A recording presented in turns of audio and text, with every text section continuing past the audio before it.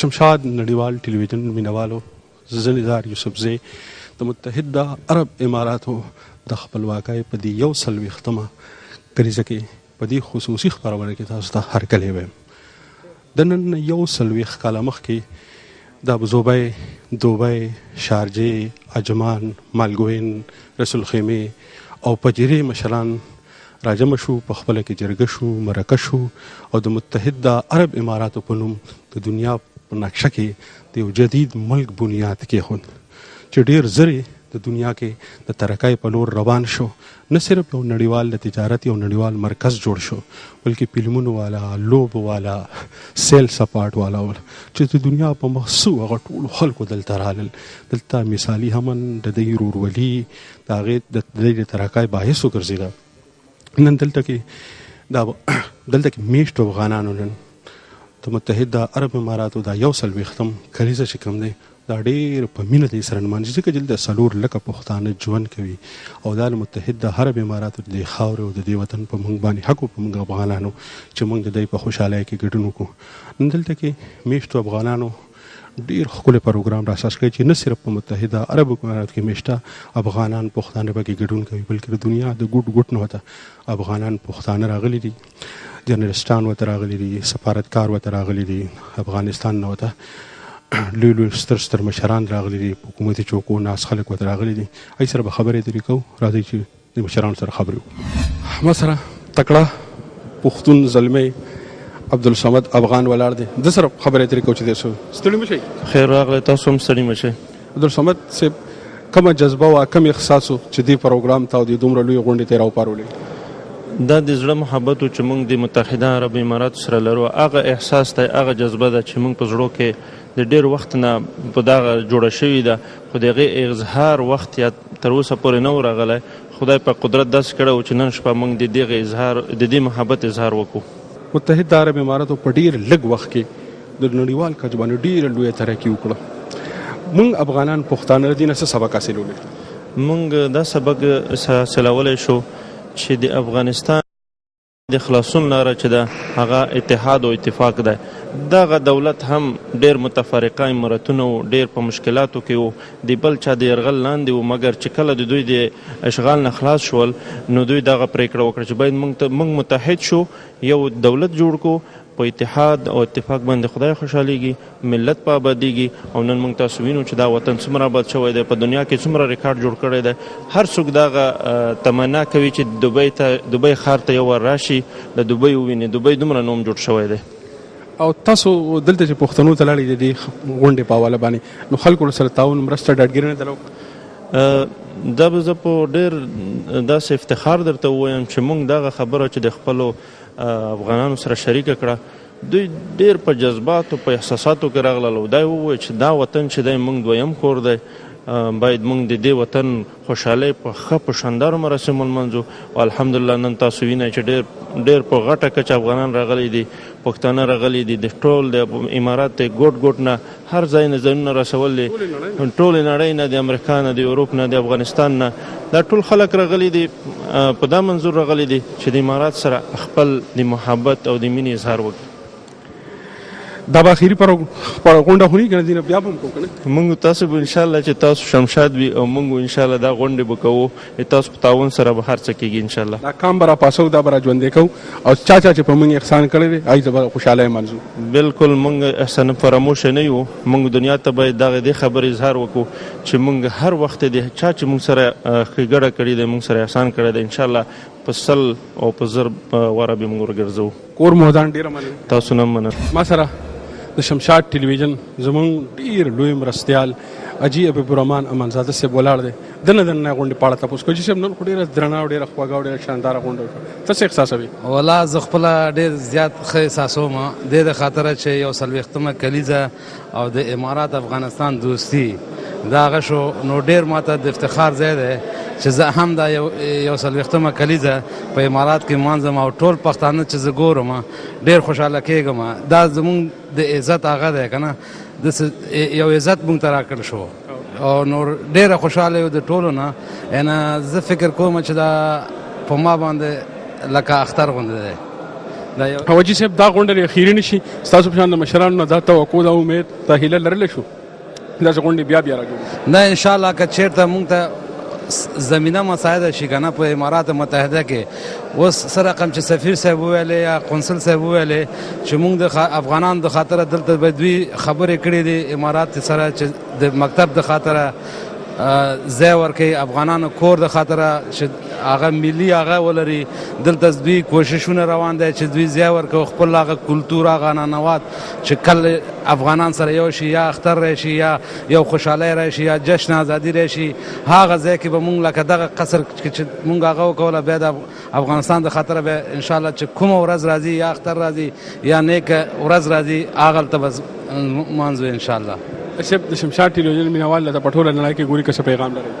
شمشاد نه به مخامخ چې مې صفت کړی یار منې پس شاد چې مې غیبت کړی یار منې. نو دا شعر مې د دې د خاطر وویل نو دا صاحب چې شمشاد په ټولو ځایونو کې ځان یې رسولی دی او موږ غټ افتخار لرو شمشاد ټلویزیون باندې چې په هره موقع کې دی موږ سره راځي او دا انعکاس افغانانو ته وړاندې کوي. نو د شمشاد نه د تاسو نه ډیره مننه کوم چې په دې ورځ کې هم تاسو بیا زحمت ویستو راغلی ډیر افتخار موږ ته وبخښه. صاحب تاسو ته پته چې شمشاد صرف ټلویزیون نه دا لر او بر د پښتنو یو ملي سنګر هم دی. بالکل بالکل دا خو دا سره معلومه چې د ټولو افغانانو پښتنو دا چینل دی نو لر او بر پکې نشته فارسی پښتو پکې نشته. الحمدلله زه دا غټ افتخار کوم چې شمشاد لرو په امارات متحده عربي کې. ډیره مننه جی. ډیره مهرباني ژوند.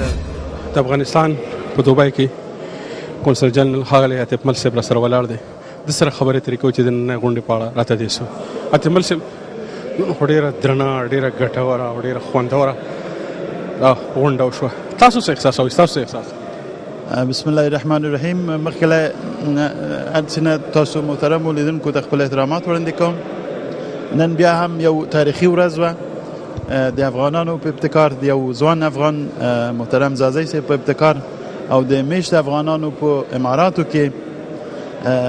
دا محفل جوړ شوی و. ډیر شاندار محفل و د متحده اماراتو د یو څلوېښتم کلیزې په مناسبت د دوی د ملي ورځ په مناسبت افغانانو وښودله چې دوی چې دلته اوسیږي دوی قدرمن خلک دي او د دوی د اماراتو د خلکو خدمتونه او مرستې ستایي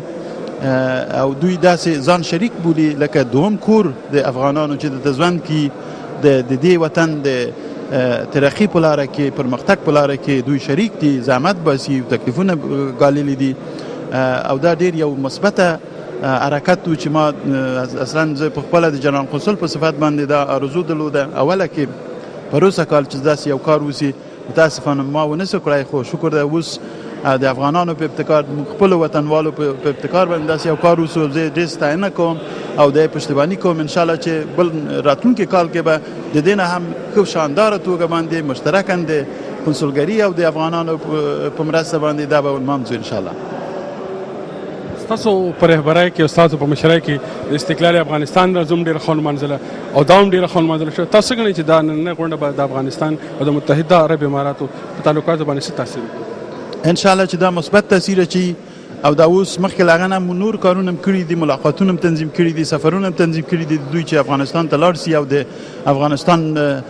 طبیعي منابع چې هلته موجود دی معادن چې موجود دي قانونو د مورد کې دوی سرمایه گذاري وکړي او څو هیئتونه اوس تللي دي انشاءالله دا مناسبات ورځ په ورځ کې کیږي او د دوو مملکتو دا یو لوی مملکت دی دلته ډېر امکانات لري په خلیج کې په منطقه کې دوی سوله غوښتونکي یو مملکت دی انشاءالله د افغانستان په سولې راوستلو کې هم د دوی موږ سره همکاري کوي او دا یو ښه ابتکار و چې انشاءالله آینده دپاره دا مناسبات لا سره ټینګوي د وروري مناسبات لا سره کیږي انشاءالله. شمشاد ټلویزیون مینوال ته په ټوله نړۍ کې ګوري که څه پیغام لري؟ شمشاد ټلویزیون خو یو دوست ټلویزیون دی خپل ټلویزیون هم دی ټولو ته سلامونه احترامونه تقدیموم ټولو ته سوکالي او خوشبختي غواړم. مننه جینه درنو ډېره مننه مهرباني تاسو نه مننه.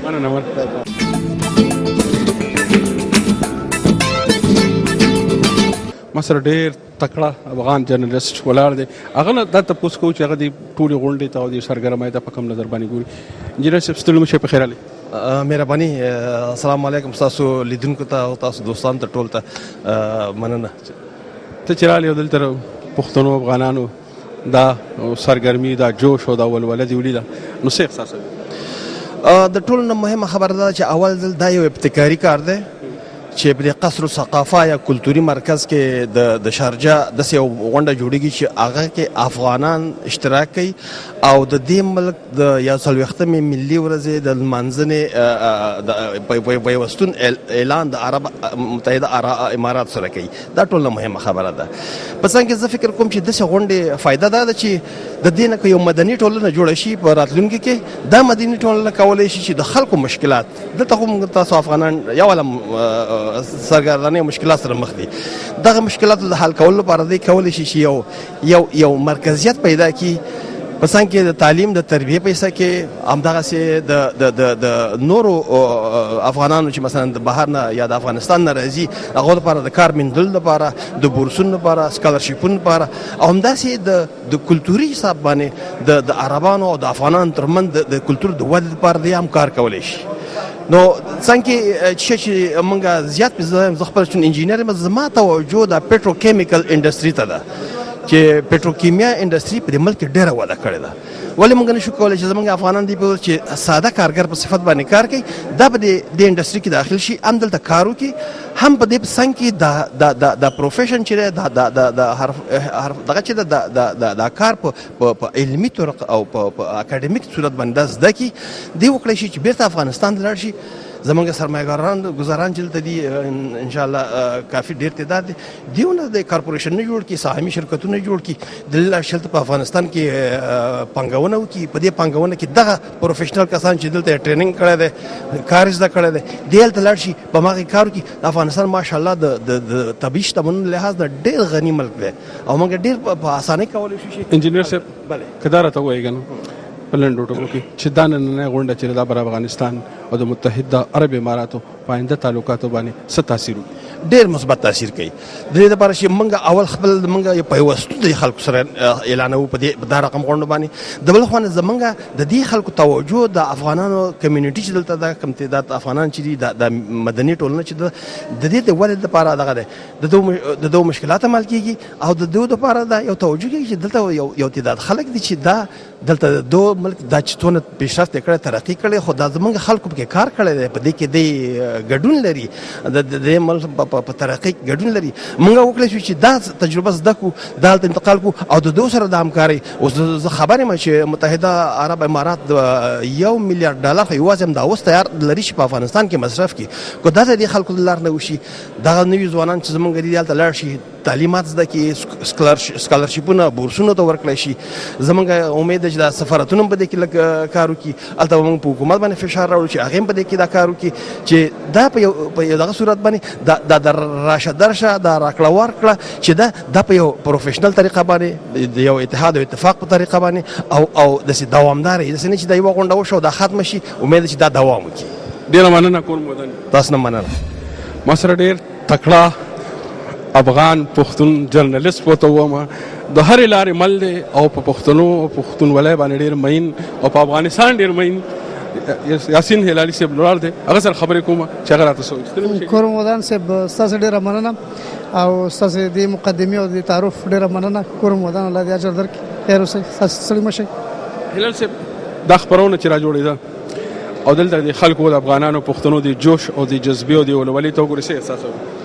زه ډېر خوشحاله یم. دا لومړی ځل دی چې افغانان راجمع کېږي او راغونډېږي او د اماراتو د 140مه د استقلال او خپلواکۍ ورځ لمانځي. زموږ دپاره دا ډېره مهمه په دې ده چې دلته ډېر افغانان اوسېږي.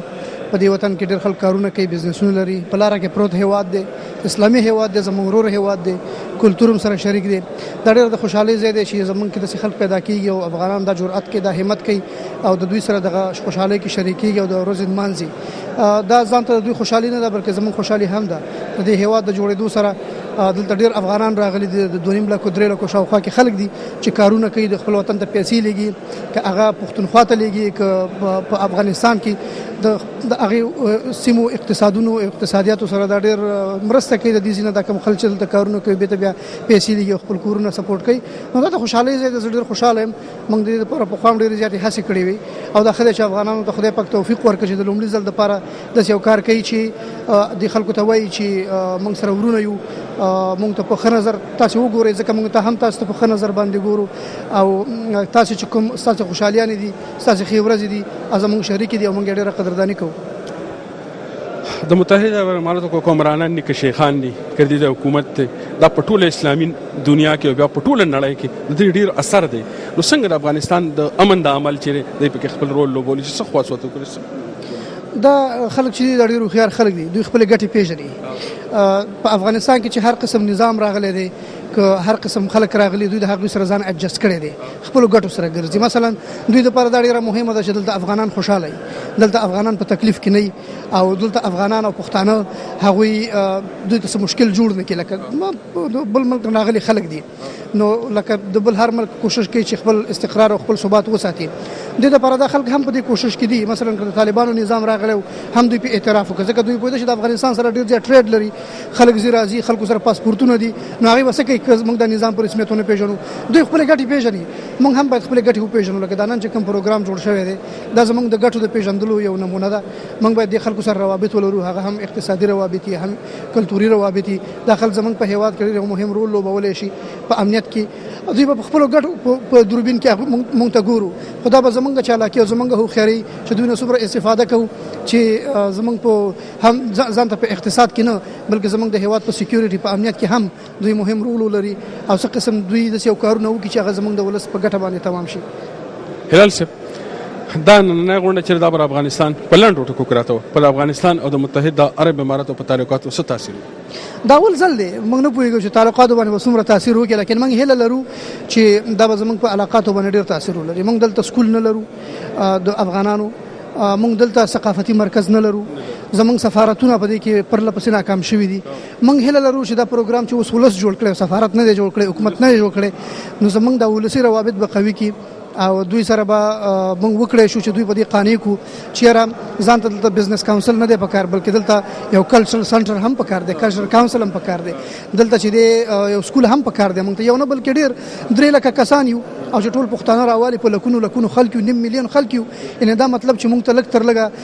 یو لس سکولونه 12 سکولونه پکار دي یو نه موږ ته یو یونیورسټي پکار ده دا زموږ بچي چې بهر ځي او پیسې مصرفوي دا موږ د پیسې مصرفو یا خلک واپس پاکستان ته ځي او یا افغانستان ته بیرته ځي نو هلته د پیسې چې موږ مصرفو کورونو څخه د ماشومان او د ځوانان موږ نه لرې اوسېږي او موږ په کنټرول نه لرو چې هلته هغوی د ښه ملګرو سره ګرځي خرابو خلکو سره ګرځي هغې دپاره که دلته یو یونیورسټي خو دا خو اوږدې خبرې دا خو ارمانونه دي. زما هیله دا ده چې انشاءالله چې دغسې پروګرامونه به زموږ اړیکې سره لا قوي کړي هم کلتوري اړیکې او هم به د دې خلکو نظر زموږ په اړه بدل شي چې موږ ځان ته ډریوران نه یو ځان ته کلنګ او بلچه نه وهو د هغې تر څنګ هغه هم ډېر ښه کارونه دي په هغې موږ فخر کوو لیکن د هغې تر څنګ باندې دلته ډېر مثقف او تعلیم یافته خلک موږ لرو دلته موږ کوشش کوو چې سکولونه ولرو یونیورسټیانې ولري ځان دلته نه چې د خښتې د پاسه موږ دلته خښتې ږدو بلکې موږ غواړو چې دلته د دې خلکو بچو ته هم سبقونه ووایو او موږ لکه سید جمال الدین افغان چې د افغانستان نه لاړو او نور دنیا ته د ازادۍ چل وښودو نور دنیا ته دا وښودل چې څه قسم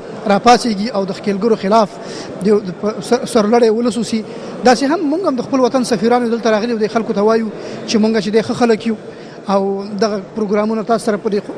خوشحالیو کې موږ ځکه ځانونه شریکوو چې موږ رښتیا زموږ سوچونه غټ دي صرف افغاني سوچ نه دی بلکې بین المللي او نړیوال سوچ دی موږ سره موږ ټول انسانانو ته په یو نظر ګورو او هم غواړو چې د ټولو دنیا سیال اوسو. نو زه هیله لرم چې انشاءالله داسې غونډې به زموږ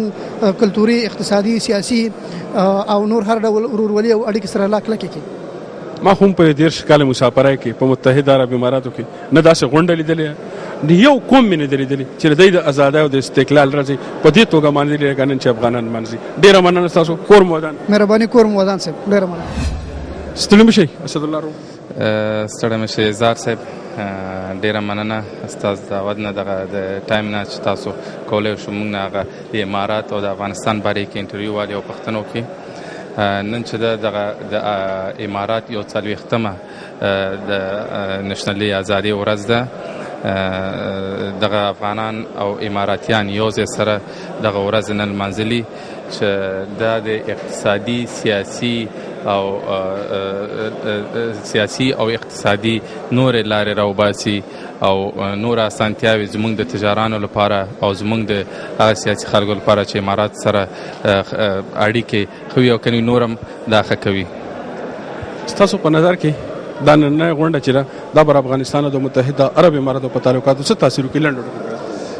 دا به ډېر ښه مثبت تاثیر وکړي ولې چې پخوا داسې په اماراتو کې د امارات د نېشنل ډے په ورځ نه ده لمانځل شوی پخوا، نو دغه اول ځل ده چې ډېر په غټ سطحه ولمانځل شو او زما په فکر چې دا به ډېر یو مثبت اثر واچوي د افغانستان او امارات د که سیاسي که تجارتي اړیکې په دواړو باندې. ډېره مننه، ستاسو کور مو ودان. ډېره مننه صاحب، تاسو نه. زموږ د شمشاد ټلویزیون د دوبۍ څانګې رئیس نسیم پښتون صاحب را سره ولاړ دی. د هغه نه د نننۍ غونډې په اړه خبرې کوو چې راسه وایي. پښتون صاحب ستړي مه شئ، پخیر راغلئ. ډېره زیاته مننه، تاسو هم ستړي مه شئ. ستاسو په نظر کې دا نننۍ غونډه چې ده دا به د افغانستان او د متحده عرب اماراتو په راتلونکي تعلقاتو باندې څه تاثیر وکړي؟ دغه راز غونډې نه یوازې دلته په اماراتو کې بلکې نړیوال حیثیت هم دا لري، ځکه په نړۍ کې هر ټول هیوادونه د خپلو کلتوري، اقتصادي او سیاسي اړیکو لپاره د نورو هیوادونو سره دغه راز غونډې او دغه راز خوشحالۍ شریکوي. او د اماراتو په برخه کې به زه تاسو ته ووایم چې اماراتو سره زموږ دغه راز اړیکې د افغانستان د اقتصاد او سیاست او د فرهنګ د بډاینې لپاره د هغې د پرمختګ لپاره ډېرې لازمي دي.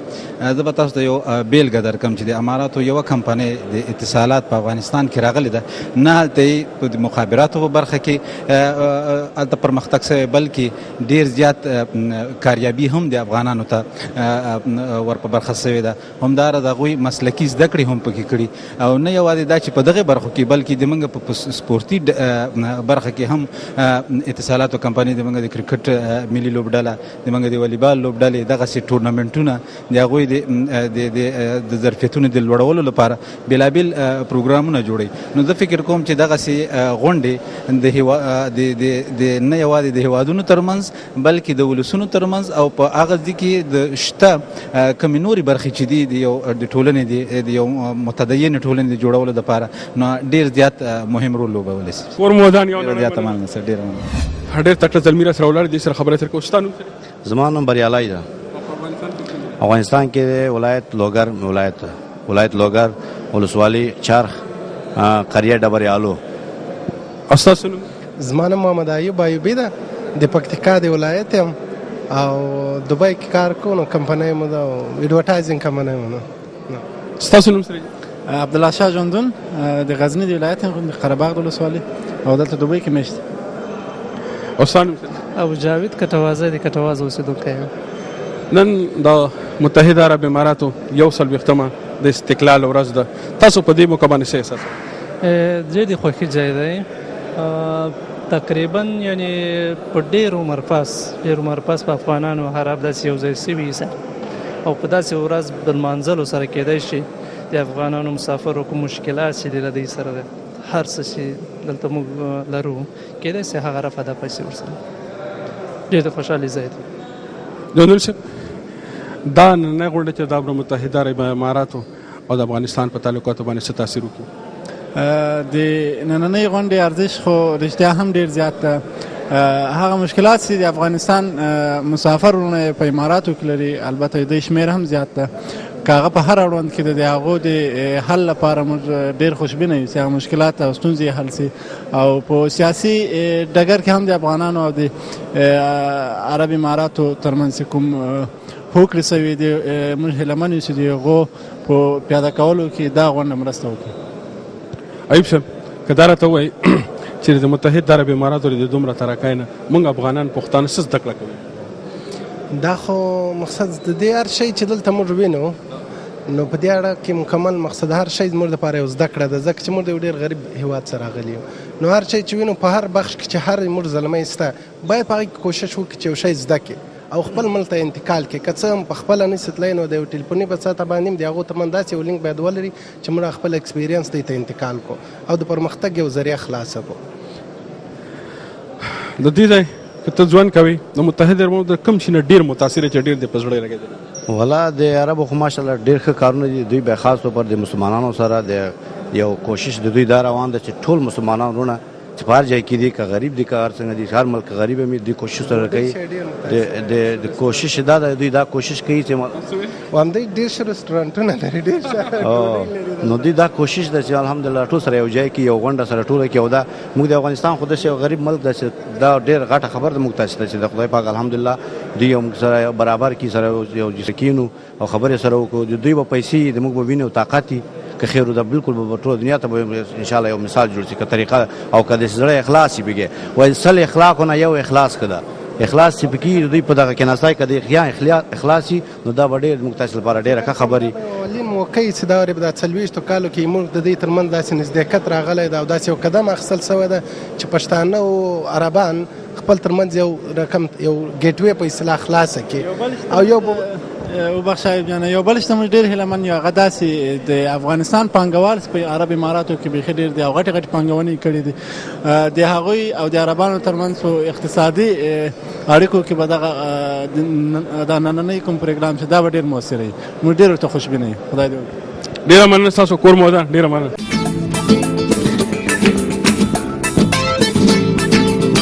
نن ما سره ډېر تکړه زلمي ولاړ دي دوی سره خبرې ترې کوو چې دوی سره راغلي یو څه کوي ستاسو نوم دی زاهد کریم کریمه سره راغلی نن د امارات یو 40مه کلیزه ده موږ راغلي یو چې هغه اوس اول منځو د متحده عرب اماراتو کې چې د یمن ته وګورئ د ترکای ته وګورئ د خپل افغانستان په اړه څه احساس تاسو موږ هم غواړو د خدای د هیله لرو چې موږ افغانستان هم داسې شي چې موږ خپل افغانستان ته بیرته لاړ شو دلته موږ راغلي درسونه وو که چېرته موږ افغانستان موږ خپل وطن امن کې وو موږ به ول دلته راتلو موږ خپل وطن ته به هلته خپل وطن کې هم درس ویلې هلته به خوشحاله وو او د دې دومره ترکای نه دومره پرمختګ نه موږ افغانان پښتانه څه سبق حاصلولی موږ دا سبق حاصل چې ټول موږ باید په اتفاق کې اوسو درسونه خپل وي خپل درسونه مخکې ویسو موږ باید یعنی په امن کې اوسو ټول په اتفاق سره دا د خپل وطن سره مینه ده او دا مینه چې دا د دې اماراتو خلکو خپل وطن سره په تعلیم باندې ښودلې ده چې خپل وطن او خپل عوام ته تعلیم ورکړو چې نن دې مقام ته را رسېدلي دي او ان شاء الله تعالی که ژوند همدغه تعلیم چې موږ خپل افغانستان کې مخکې بوځو او خپل افغانانو ته چې اوس یا هلته تعلیم نه کوي څه وجې د لاسه یا هلته تعلیم د سره دونه شوق نه لري فلحال دپاره خو یو حده پورې افغانستان په تعلیم کې ډېر مخکې روان دی خو چې دا شي څونه مخکې ځي هماغونه ښه د افغانستان آینده ده نو ته دینه هم ماته پوسو کته خو راځول خپل نوم وای نصر الله سیلاب تاسو دلته کې سبقونه وای د ستونزه لري په سبق په دوران کې تاسو څنګه خدای فضل په سبق کې ستونزه نه لري سور سره خپل شوق دی سره خدای پاک مهرباني ده چې سبق سره ستونزه نه لري او دا اوس هم زموږ امتحانونه روان دي خو خدای فضل ډېر ښه دی سبق یې اسانه نه دی خو زموږ دپاره سخت په دې نه دی ځکه موږ ورسره شوق لرو همدغه زموږ هم دا نن سبق چې دی د افغانستان دپاره آینده ده نو څنګه چې تاسو دلته دوبای او د یو ای په دې رڼاګانو کې هغه خپل عجز او خپل ګران وطن افغانستان او یروي نه راغلي خو همدا وطن دپاره چې نن دلته سبق وایي چې سبا خپل وطن کې څه وکړو او دا د افغانستان چې کومه مینه ده دا زه فکر نه کوم چې کوم افغان هم چې دلته راغلی یا په اماراتو کې پیدا شوی ژوند کړی هغه دا مینه یا کمه شي یا دا احساس دی د افغان کېدو ورک شي افغانستان تاسو په ځل کې څه خبره شته تاسو کول غواړئ بس ټول افغانان ته دا هیله لرم ټول افغانان خپل درس وایي خپل په دې حال زموږ دا نسل د افغانستان آینده ده مستقبل افغانستان دپاره خو اول خو مې عمر ډېر کم دی چې زه د افغانستان خلکو دپاره څه ویم خو بیا هم که ویلو ته څه راشي نو صرف همدا ویو چې څونه چې افغانستان خلک او څونه د افغانستان نفوس چې تعلیم ډېر وایي او څونه چې هماغه د خپل بچو ته د افغانستان د طرفه مینه چې هغه به په خارج کې اوسېږي که په افغانستان کې اوسېږي د افغانستان تاریخ او مینه ورته وښایي هماغونه د افغانستان آینده چې د ښه ده او یو حده پورې ان شاء الله تعالی چې د افغانستان هم ډېر ژر به دې مقام ته راورسېږي کوم ته چې امارات را رسېدلی په دونه کم وخت کې تاسو په شان د ننګیالو ظلمونو چې سړی ویني نو سړی ډاډه شي چې واقعا د افغانستان سباون چې کوم دی دا ډېر روښانه دی د خپل وطن لکه د امارات چې څنګه ودان آباد دي په دې خپلو موټو په خپلو ښېرازو فکرونو به آباد ستاسو یو نړۍ مننه کور مو ودان ما سره زرینزاده یوسفزی ولاړ دی د سره خبرې کوو ستړي مه شئ خوارمشي څنګه له نظاره ښې ټیک ټاک دا راته ووایه زرینزاده صاحب چې د متحده عرب اماراتو 140مه کلیزه ده نن د ازادۍ ورځ د استقلال ورځ ده ته څه احساسوي په دې زه اول خو د دې وطن خلکو ته د دې ځای حکومت ته مبارکي وایم چې لکه دا وطن ډېر ښه آباد کړی ودان کړی دی او چې ټولو کې کومه غټه خبره غدار چې دلته لکه شپږ لګونه سیوا پښتانه پر روزګار باندې دي نو موږ د سره په دې خوشالو کې شریکوم یو او ډېر په خوشاله یو دوی په ترکه هم خوشاله یو ځکه چې دلته کم پښتانه دي روزګارونه کوي نو غي په خپل وطن کې په خپل بچو باندې ډېر ښه تعلیمونه وکړ نو د دې په ترکه سره لکه د پښتنو غ ترکیم تړل شوی ده زما خبردار چې موږ په دې ډېر زکم خوشاله یو چې کله زموږ په وطن کې کسلاب راغلي د زلزلې راغلي کنور افتونه غلي دي زموږ ډېر په د زړه د اخلاص ډېر په کولا او مټ باندې زموږ مرسته کړې ده نو موږ ډېر زیات مننه کوو موږ په ډېر زیات خوشاله یو تا خو یو عمر دلته تیر کړ د متحده عرب اماراتو کمی خبر نه ډیر متاثر شوی ډیر په زړه دي زما خوشل کار دلته وشول خو هغه زه دلته امن ډیر زیات دی ډیر زیات امن دی او ډیر خلک ډیر په کلار ژوند تیری لکه او درې زما خپل فکر هم دا چې درې د ترکای دا راس چې کم دنه غم پدې کې پټ چې دلته امن دی هر سړی چې کم دنه هغه کپشپ ګرځي ک درځي ګرځي موږ خپل کور دروازه چرته پرېشل کله کې نه بند کړین دا درې ثبوت ته چې لکه دلته لکه مطلب داسې خطر نشته غم نشته لکه خلکو سره نو کدا سه موږ دا ارمان او دا هیله موم ده لکه چې زموږ په وطن کې هم داسې امن او داسې سوکالي راشي نو زموږ وطن د خلکو ټولنه به ورسره په مخه لاړه شي نه صرف امن نه پکې بلکې ازادي هم نه پکې د دنیا د هر مذهب د هر عقیدې د هر ژبې د هر قوم خلکو ته مکمل ازادي لري چې د خپل ژبې د خپل تهذیب د خپل کلتور د پرمختګ لپاره کار وکړي بالکل دا خبره ټیک ته چې په هغه شکل کې ازادي ده چې کوم دلته افراد ژوند کوي نو هم آزاد دي دویمه خبره ده چې کوم دا ریاستونه دي دا د بیا په خپل د ریاستونو هم آزاد دي لکه دایته دا حق ته که څوک خپل سټیټ کم طریقه باندې په مخه بوتل غواړي نو دا حق ورته دی نو په دې شکل کې ورته ازادي لکه دایته د پرمختګ ازادي ده دلته د خلکو ته لکه مطلب لکه هر قسم د هر سوچ د هر فکر د هر مذهب خلک دار کې دي خلک دلته د غي د خپل عقیدو د خپل فکر مطابق دلته ژوند تري دا ډېر لوی خبره لکه دلته کې کور موزان ډېر مننه تاسو مثلا ډیر درون ډیر ګران مشر الله نور سیلاب سے ولاړ دی هغه سره خبرې کوو د متحده عرب اماراتو د سیاست نه د دې د تاریخ نه د دې د ترکای راز ورته معلوم دي هغه سره خبرې ترې کوو راځي چې تاسو سیلاب سره ستړي مشي خراغلی خیر اوسئ کور ودان سیلاب صاحب دا راته وایي چې متحده عرب اماراتو را جدید ریاست کله په وجود کې راغی څنګه راغی په 2 دسمبر 1901 کال کې چې کله انګریزانو د منځني ختیځ نه بیسره بار کړله نو د منځني ختیځ ملکونو ته دا ویره وه چې دلته په هغه وخت کې ایران یو ډېر طاقتور هیواد و دوی ویرېدل چې ایران په دغه منطقه حمله ونه کړي او تیار ایران د متحده عرب اماراتو 3 جزیرې نیولې وي تنبه الکبرا تنبه الصغرا او ابو موسی نو د متحده عرب اماراتو د 7 اماراتونو شیخان سره را یو ځای شول او دوی په دې نتیجه سره ورسېدل چې باید یو متحده عرب امارات په نامه دولت جوړ کړي او دغه دولت په دې خاطر چې هم پکې تیلو هم پکې ګیسو هم پکې په هغه وخت کې د تجارتي اړیکې ښې وي او انګریزانو د ځان سره د هندوستان نه خپل ټول تجارتي امکانات متحده عرب اماراتو ته را انتقال کړي په هغه وخت کې دې ته متحده عرب امارات نه بلکې دې ته د عمان د ساحل اماراتونه ویل د دې خپل مستقل نوم نه نو انګریزان چې کله د هندوستان څخه خلیج ته راغلل په دغه منطقه کې مقیم شول او دغه ځای څخه دوی خپل پرمختیایي کارونه شروع کړل او بیا کله چې انګریزانو دې ځای څخه کډه بار کړل دلته یو سیاسي خلا منځته راتله یو امنیتي خلا منځته راتله دغه خلا د ډکولو د خاطره د اماراتو شیخان سره یو ځای شولو او دوی متحده عرب اماراتو دولت جوړ کړل یو بل ته تنازل زغم صبر حوصله د هغه رازونه چې د خلکو لرل او دا د دې سبب شو چې متحده عرب امارات نن د دنیا په هغه پیشرفته پرمختللي هیوادونو کې یو ملک دی په منځني ختیځ کې دا نن غونډه چې تاسو کوئ دا به متحده عرب امارات او افغانستان آینده تعلقاتو کې څه رول لوبوي دی خو موږ فکر نه کولو چې دومره ورونه به په دومره مینه باندې دلته راشي اوس مې چې وکتل چې دومره خلکو کې یوه تنده موجوده وه چې داسې یوه ورځ دوی په دې انتظار چې یو رهبر پیدا شي یو ملګری پیدا شي یو سړی دوی ته غږ وکړي چې راشي چې موږ د امارات سره دا ورځ لمانځو ټول ورونه په ډېر خوښۍ باندې راغلل زه فکر کړم چې موږ د دغه رقم ورځونه به په آینده کې ډېر ښه پروګرامونه ښه جوړ کړی شو موږ به د اماراتیانو سره په ګډه کار وکړو د دوی توجه به نور هم د افغانستان په طرف راجذب شي او دغه نن چې موږ څومره ورونو ته دعوت ورکړی دی نیم ورونه لا په لاره کې پاتې دي ځکه چې په هغه سالون کې د ناستې ځای نه و چې موږ راوختې وې ډیره مننه کور ودان سیلاب کور ودان خوښنه شمشاد تلویزیون چې په هر خبره کې دلته موجود دی او د پښتنو احوال اخلي او بیا په خپل وطن کې خلک خبروي خوښنه مننه